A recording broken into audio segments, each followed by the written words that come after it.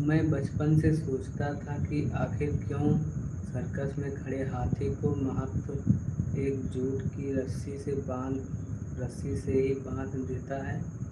इसका मुझे जो जवाब मिला वो मेरी ज़िंदगी का सबसे बड़ा सबक बना।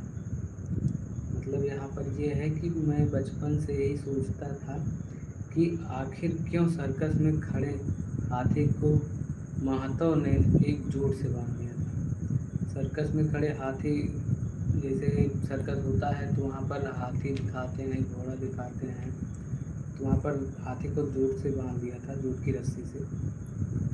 और मेरी ज़िंदगी का सबसे बड़ा सबक क्या बना, और जवाब ये था कि बचपन में जब ये हाथी छोटा था इसकी ताकत कम थी। बचपन में जब ये हाथी छोटा था तो इसकी ताकत कम थी, तो उसको जूट की रस्सी से ही बांधते थे, तो वो कभी जूट की रस्सी को तोड़ने की कोशिश नहीं की। तो वही बता रहे हैं कि ये सर्कस में भी इतनी बड़ी हाथी है लेकिन एक जूट की रस्सी से बंधी हुई है।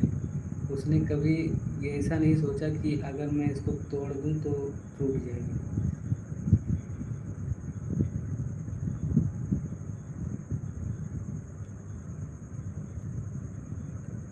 तो ये और जवाब ये था कि बचपन में जब ये हाथी छोटा था इसकी ताकत कम थी और उस रस्सी से ताकत ज़्यादा। उसने बचपन में कई प्रयास किए होंगे लेकिन रस्सी नहीं टूटी। लेकिन वो असफल रहा कि ये रस्सी कभी टूटे।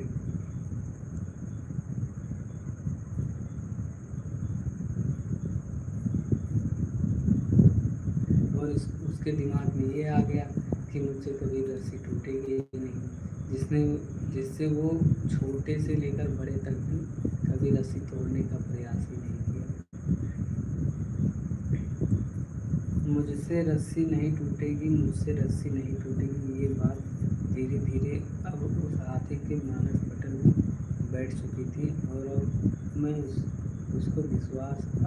उसको ये विश्वास हो गया था कि ये जूट की रस्सी मुझसे कभी नहीं टूटेगी। इस खोखले विश्वास के साथ वो शिवालकाय गजराय जब अपनी पूरी जिंदगी बिताने वाला है और पेड़ उखाड़ने की ताकत रखने वाला वो हाथी बस एक सिर्फ धागे बिना रस्सी से बंधा रहेगा।